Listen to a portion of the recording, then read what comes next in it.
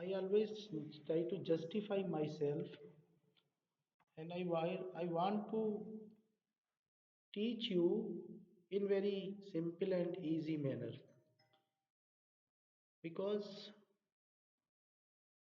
if we teach in technological terms or technical terms, then the subject will be very bore, because necessarily you are the first year student, so you don't know the technical terminology of law.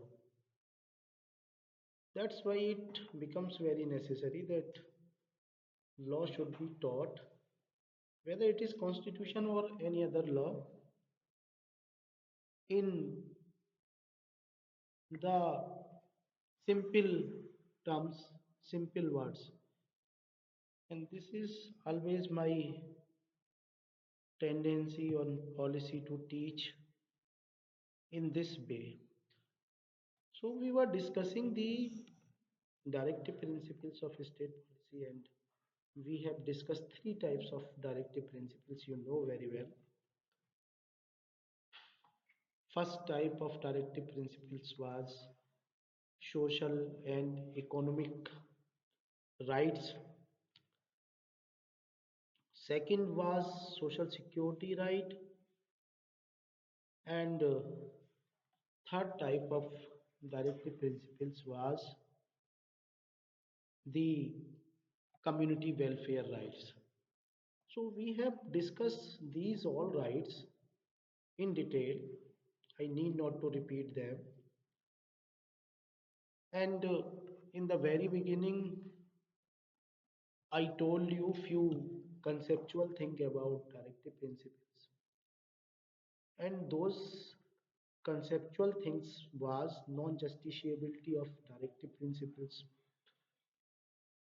And I told you few things in between, that sometime directive principles are given importance. So the question, and very important question arises, what is the relationship between the fundamental right and directive principles? मूल अधिकार और नीति निदेशक तत्वों में क्या संबंध है, क्या रिश्तेदारी है? This is the question. So, Granville Austin has described the fundamental right and directive principle are the conscience of our constitution. Austin ने ये कहा है कि जो फंडामेंटल राइट हैं, डायरेक्टिव प्रिंसिपल्स हैं, ये हमारे संविधान का अंतर चेतना है, या चेतना है, या अंतरात्मा है, या रूह है. कॉन्शियंस ऑफ आवर कॉन्स्टिट्यूशन बोला है इसको. तो initially courts, judiciary adopted a strict and literal approach in reconciling fundamental right and directive principles. तो शुरू में जो न्यायालय थे, जाहिर सी बात है, आपको पता है कि कोर्ट के सामने मुकदमा पहुंचता है अल्टीमेटली, और जो न्यायालय होते हैं उन्हें एडमिनिस्ट्रेशन ऑफ जस्टिस करना होता है. तो शुरुआत में कोर्ट ने कौन सा तरीका अपनाया? लिटरल अप्रोच अपनाया, शाब्दिक अर्थ. ठीक है ना, किसी भी चीज का शाब्दिक अर्थ लगाना, ये तरीका अपनाया शुरू में कोर्ट ने. तो court adopted strict and literal approach in reconciling fundamental right and directive principles. तो ये स्ट्रिक्ट अप्रोच भी था भाई. कह दिया कि हम कुछ नहीं कर पाएंगे आपको डायरेक्टिव प्रिंसिपल दिलवाने के लिए. क्यों कह रहे हैं कि equal pay for equal work हो आपके लिए? हम तो कुछ करेंगे ही नहीं, क्योंकि इस कानून ऐसा है, कह रहा है डायरेक्टिव प्रिंसिपल का आर्टिकल 37 कि नॉन जस्टिशिएबल है डायरेक्टिव प्रिंसिपल्स. तो शाब्दिक अर्थ तो ये निकल रहा है कि हम कोई मदद नहीं करेंगे आपकी. कोर्ट ने इस तरह का व्यू, जिसे हम स्ट्रिक्ट और लिटरल व्यू कह सकते हैं, शाब्दिक अर्थ और कठोर अर्थ अपनाया शुरू में. और आपको पता है, पहला केस चंपाकम दौराई राजन का इस मामले में आता है. Supreme Court held that in case of the conflict between fundamental right and directive principles, the fundamental right would prevail. साफ कह दिया कि साहब जब भी झगड़ा होगा फंडामेंटल राइट में और डायरेक्टिव प्रिंसिपल्स में तो कौन प्रिवेल करेगा, कौन आगे रहेगा? फंडामेंटल राइट आगे रहेंगे क्योंकि कानून कहता है। क्यों कानून कहता है ऐसा? क्योंकि फंडामेंटल राइट के लिए आप कोर्ट में जा सकते हैं, इवन कोर्ट ही नहीं सबसे बड़े कोर्ट में जा सकते हैं आप, supreme court direct. This is the big thing कि आप कोर्ट नहीं सुप्रीम कोर्ट जाएंगे, हाई कोर्ट जाएंगे डायरेक्टली, फंडामेंटल राइट मेरा छीन लिया है ये कहते हुए, और आपका डायरेक्टिव प्रिंसिपल छीन लिया है तो आप कोर्ट नहीं जा सकते हैं। कोर्ट कुछ हद मदद करने से ही मना कर देगा, केस ही आपका रिजेक्ट हो जाएगा शुरुआती स्टेज पे ही। इनिशियल स्टेज पे जब आप केस दायर करेंगे, इंस्टीट्यूट करेंगे, तो कोर्ट मना कर देगा कि भाई आपने पढ़ा नहीं है कानून, अपने कॉन्स्टिट्यूशन का आर्टिकल 37 नहीं देखा, क्या कहता है, जस्टिसेबल नहीं है डीपीएसपी। फिर आप बेवजह जो है कानून इतना भी नहीं समझ सकते, आ गए यहाँ पे। तो कोर्ट ने शुरू में यही तरीका अपनाया कि fundamental right would prevail. The court reason that article 37 makes directive principle non-justiciable. Hence, in any conflict between directive principles and fundamental right would be given preference. तो साफ कह दिया फंडामेंटल राइट को हम प्राथमिकता देंगे। प्रथम किसको बनाएंगे? पहले नंबर पे किसको बना लाएंगे? हिना को। तो दूसरे नंबर पे directive principles of state policy. तो सुप्रीम कोर्ट ने साफ कहा कि साहब कोई भी कॉन्फ्लिक्ट होगा डायरेक्टिव प्रिंसिपल्स और फंडामेंटल राइट में तो फंडामेंटल राइट प्रिवेल करेंगे, फंडामेंटल राइट प्रिवेल करेंगे। अब in course of the time the strict interpretation was watered down by Supreme Court, and Supreme Court started giving value to directive principles of state policy, which is fundamental right too. Obviously, fundamental right is no doubt important. Fundamental right तो अपने आप में important है, लेकिन साथ ही साथ supreme court ने directive principles को भी महत्व देना शुरू कर दिया। री केरला एजुकेशन बिल का मामला है 1957 का।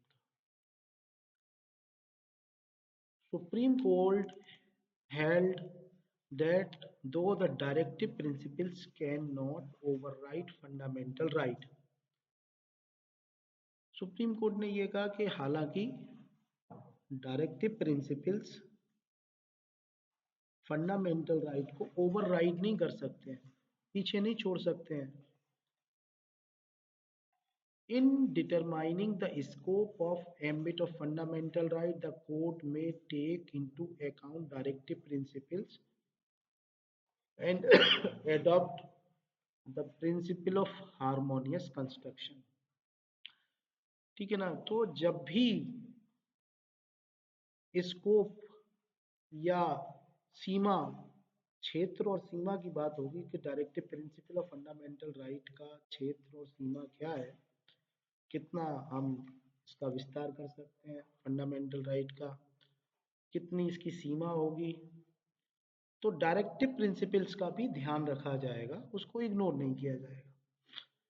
ठीक है ना? जब भी नंबर देने की बात आएगी दो लोगों के बीच में तो हम दोनों को ही ध्यान रखेंगे। ऐसा नहीं है कि एक स्टूडेंट को ज़्यादा नंबर देते हैं, दूसरे को कम नंबर देते हैं। हालांकि आप इधर आ जाइए, मैं थोड़ा तबीयत ठीक नहीं है, मैं धीमे बोल पाऊंगा, यू कम ओवर हियर। आप भी इधर आ जाइए प्लीज़। तो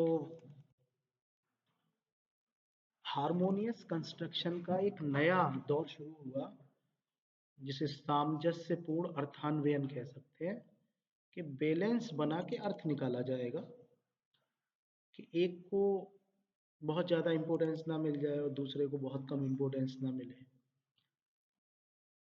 तो statute should be interpreted and implement directive principles rather than reduce them to theoretical ideas.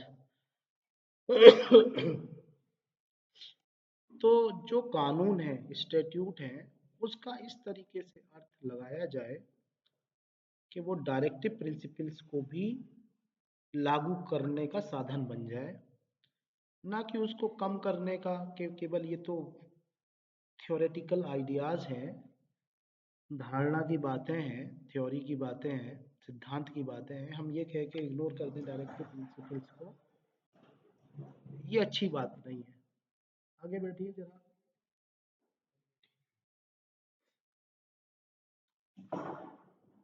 तो ये कहा कि इनको ये कह के कि ये थ्योरेटिकल सैद्धांतिक बातें हैं, सैद्धांतिक विचार हैं, हम इग्नोर नहीं कर सकते हैं। ठीक है ना, सैद्धांतिक विचारों को हम सिद्धांत में मानते हैं, व्यवहार में भूल जाते हैं। Honesty is the best policy हम कहते हैं, और जब ईमानदारी की बात आती है तो बेईमानी करने लगते हैं। झूठ बोलना बुरा है, लेकिन हम खूब झूठ बोलते हैं। तो सैद्धांतिक बातें हैं ये कह के हम इग्नोर कर देते हैं, प्रैक्टिकल या प्रेगमेटिज्म पे आ जाते हैं। तो सुप्रीम कोर्ट ने ये कहा कि हम डायरेक्टिव प्रिंसिपल्स को थ्योरेटिकल आइडियाज कह के इग्नोर नहीं करेंगे, बल्कि उनको लागू करने की, उनका अर्थान्वयन करने की कोशिश करेंगे। गोलकनाथ का केस आता है, आपको पता है, इम्पोर्टेंट केस है। 1967 में सुप्रीम कोर्ट ने कहा that fundamental right and directive principles form part of the integrated schemes and are elastic enough to respond to the need of the society.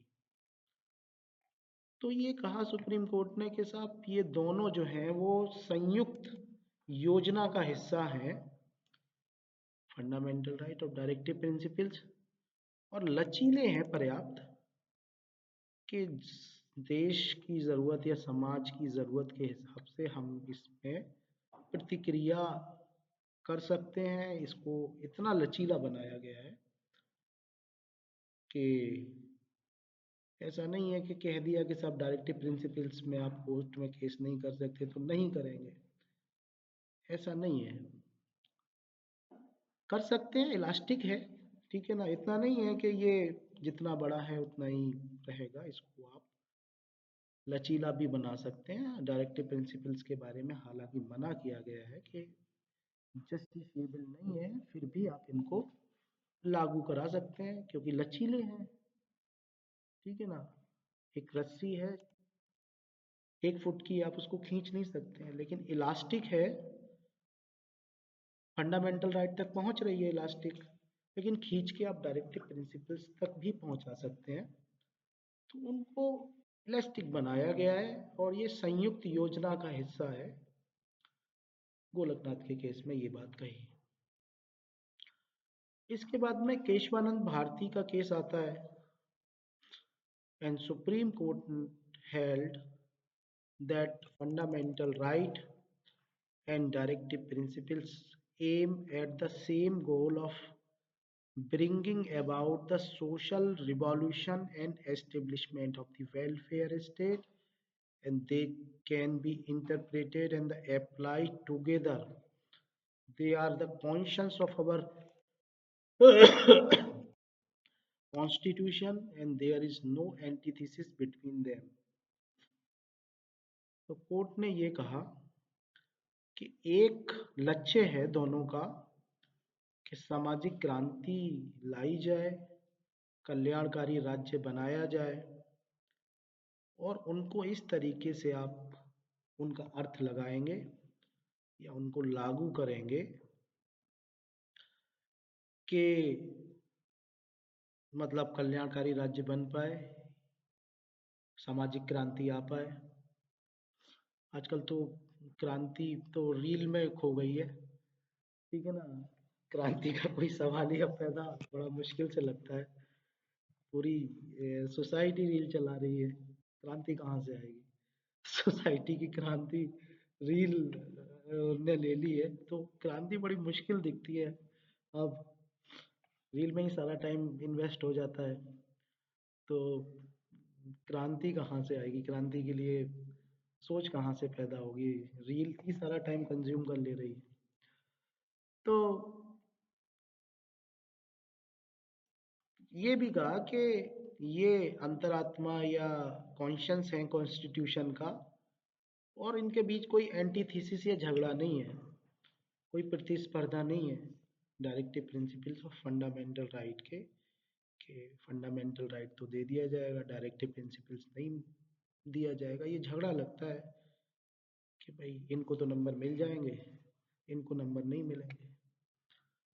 तो ये एंटीथीसिस नहीं है, ये जो है कॉन्शियंस ऑफ आवर कॉन्स्टिट्यूशन है, और इन दोनों के बीच में कोई भी एंटीथीसिस नहीं है। मिनर्वा मिल का केस आता है। Supreme court observed that fundamental rights are not end in itself, but they are the means to an end, and end is specified in directive principles. तो मिनर्वा मिल 1980 में ये कहा फिर से सुप्रीम कोर्ट ने। सुप्रीम कोर्ट बहुत अच्छी अच्छी बातें कहता है, मानी जाए ना मानी जाए, कोई माने ना माने, बड़े मतलब इंटेलेक्चुअल बातें, बड़ी साइंटिफिक बातें, और बड़ी रिवॉल्यूशनरी बातें करता है सुप्रीम कोर्ट। मानी जाए ना मानी जाए, उसका लॉ को सम्मान मिले ना मिले, उसमें अपने लॉ को एनफोर्स कराने की कैपेसिटी हो ना हो, ये एक अलग चीज़ है, लेकिन बड़ी अच्छी बातें करता है, नो डाउट। ज़्यादातर अच्छे जजमेंट है, कुछ खराब जजमेंट भी हैं सुप्रीम कोर्ट के 60-70 साल की हिस्ट्री में।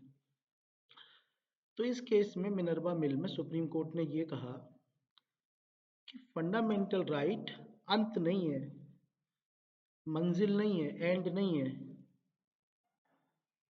अपने आप में ये मंजिल नहीं है, ये क्या है? मीन्स है, साधन है, और मीन्स टू एन एंड, मंजिल तक पहुंचने का साधन है। ठीक है ना, ये मंजिल नहीं है, लक्ष्य नहीं है, एंड नहीं है। ये क्या है? They are means to an end. Fundamental right उद्देश्य नहीं है कि फंडामेंटल राइट मिल गया हमें सब कुछ मिल गया, हमारा मकसद पूरा हो गया, हमारा लक्ष्य पूरा हो गया, हमें मंजिल मिल गई। फंडामेंटल राइट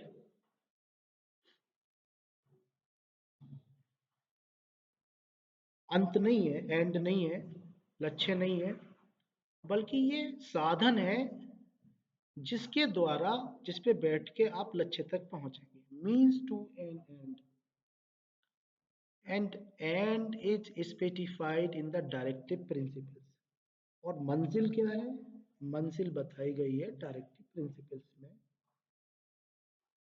तो फंडामेंटल राइट साधन है जिस पे सहारा लेके आपको मंजिल तक, एंड तक, डायरेक्टिव प्रिंसिपल्स तक पहुंचना है। कितनी अच्छी बात है, आप सोच सकते हैं। अगर आपकी शब्दों पे बहुत अच्छी पकड़ नहीं है, तो आप ऐसी बातें सोच भी नहीं सकते हैं, क्योंकि भाषा में ही आप सोचते हैं। और भाषा पे अगर आपकी अच्छी पकड़ नहीं है, तो आप सोच भी नहीं सकते। अब देखिए, इसके बाद में केशवानंद भारती का केस आता है, और केशवानंद भारती का case supreme court held that fundamental right and directive principles aim at the same goal of bringing about a social revolution and establishment of welfare state, and they can be interpreted and applied together. तो ये बात supreme court ने केशवानंद भारती के case में कही। और इसके बाद में हम देखते हैं कि डायरेक्टिव प्रिंसिपल्स जो हैं are considered as an index to public purpose. Directive principles को लोक उद्देश्यों के लिए एक अनुक्रमिका माना जाता है या एक विवरणिका माना जाता है। किसके लिए? लोक उद्देश्यों के लिए, जो लोगों के मकसद हैं उसके लिए। लोगों का मकसद है कि लिविंग वेज मिले, जितनी ज़रूरत है उतनी वेतन मिलना चाहिए। लोगों का मकसद है कि equal pay for equal work हो। लोगों का मकसद है कि समाज में इनइक्वलिटी ख़त्म हो। तो ये इंडेक्स है पब्लिक पर्पस के लिए DPSP. State of Bihar versus Kameshwar Singh का केस, इसमें सुप्रीम कोर्ट ने ये रिलाइट किया कि आर्टिकल 39, जो कि मैंने आपको बताया खासतौर से 39 काफ़ी इम्पोर्टेंट आर्टिकल है। आपको याद होगा 39B और 39C काफ़ी इम्पोर्टेंट थे, क्योंकि इनकम की इनइक्वालिटीज़ की रिमूव करने की बात करते थे। तो supreme court relied on article 39 to decide that law to abolish zamindari had been enacted for the public purpose। तो उन्होंने ये कहा कि साहब 39 जो बनाया गया है कि जमींदारी खत्म की जाएगी। जमींदार का मतलब बहुत सारी जमीन वाला व्यक्ति। तो ये पब्लिक पर्पस में बनाया गया कानून है कि जमींदारों की जमीन खत्म होगी, एबोलिश होगी, समाप्त होगी। तो ये आर्टिकल 31 में एक फंडामेंटल राइट बना दिया गया, बाद में आपको बताया 31C में। तो आपको पता है कि मीनाक्षी मिल लिमिटेड का एक केस है और सुप्रीम कोर्ट ने इसमें ये कहा, ordinarily any restriction imposed which has the effect of promoting or effectuating a directive principle can be presumed to be reasonable restriction in public interest। 1994 का केस है। तो सुप्रीम कोर्ट ने यह कहा कि सामान्य तौर पर कोई रेस्ट्रिक्शन या रोक टोक लगाई जाती है कि डायरेक्टिव प्रिंसिपल्स को हम आगे बढ़ा रहे हैं, प्रभावित कर रहे हैं, तो उस पर कोई रेस्ट्रिक्शन कोई सामान्य तौर पर लगाई जाती है तो इसको आप रीजनेबल रेस्ट्रिक्शन मान सकते हैं पब्लिक इंटरेस्ट में। ठीक है ना? तो अगर डायरेक्टिव प्रिंसिपल्स की वजह से आपका फंडामेंटल राइट थोड़ा कर्टेल भी हो रहा है, कम भी हो रहा है, तो ये एक वैलिड रीजन हो सकता है, ये एक रीजनेबल रोक टोक हो सकती है। मैंने कहा भाई बोलो मत क्लास में, तो ये रीजनेबल रोक टोक है। मैंने आपका राइट टू स्पीच थोड़ी छीन लिया। आपको बोलने का अधिकार है, एक्सप्रेस करने का अधिकार है, और मैंने कहा क्लास में मत बोलो। तो I have not taken your right to speech because it is a reasonable restriction on the liberty of the speech। तो अगर कोई रोक लगाई जाती है फंडामेंटल राइट पर डायरेक्टिव प्रिंसिपल्स को प्रमोट करने के लिए, तो ये लोक हित में एक रीजनेबल रेस्ट्रिक्शन मानी जाएगी। अब आपको पता है कि 31C काफी इंपॉर्टेंट आर्टिकल है और 25 में कॉन्स्टिट्यूशनल अमेंडमेंट 1971 में जोड़ा गया। नेचुरली आपको पता है कि तब तक गोलकनाथ का केस आ चुका था। गोलकनाथ के केस ने लेजिस्लेचर के हाथ बांध दिए थे कि आप ऐसा लॉ नहीं बनाएंगे जो कि फंडामेंटल राइट या जो मतलब वो छीनता है। और आपको पता है कि the first part of article 31C provided that no law which is intended to give effect to directive principle contained in 39B and C shall be deemed to be void on the ground that it is inconsistent of and takes away or abridges any of the right conferred under Article 14 and 19. मैंने आपको पहले भी बताया था कि 39B और C के जो अधिकार हैं उनको प्रमोट करने के लिए कोई कानून बनाया जाता है। यानी डायरेक्टिव प्रिंसिपल जो 39B में और C में है उनको दिलवाने के लिए अगर कोई कानून बनाया जाए और आपका आर्टिकल 14 राइट टू इक्वलिटी का वायोलेशन हो जाए और आर्टिकल 19 में जितने भी राइट हैं बोलने का, घूमने फिरने का, एसोसिएशन बनाने का, व्यापार करने का, ये अगर राइट हनन हो जाए आपके, और आपको पता है उस टाइम तक तो राइट टू प्रॉपर्टी भी एक फंडामेंटल राइट था, क्योंकि 44th अमेंडमेंट 1978 में प्रॉपर्टी को 19 क्लॉज 1F से हटा के फंडामेंटल राइट खत्म करके 300A में एक कॉन्स्टिट्यूशनल राइट बना दिया गया। तो तब तक प्रॉपर्टी का भी एक अधिकार था कि भाई प्रॉपर्टी आपका मूल अधिकार है रखना। जब तक ये बातें हो रही हैं, यानी 39B और C के प्रमोशन के लिए 14 का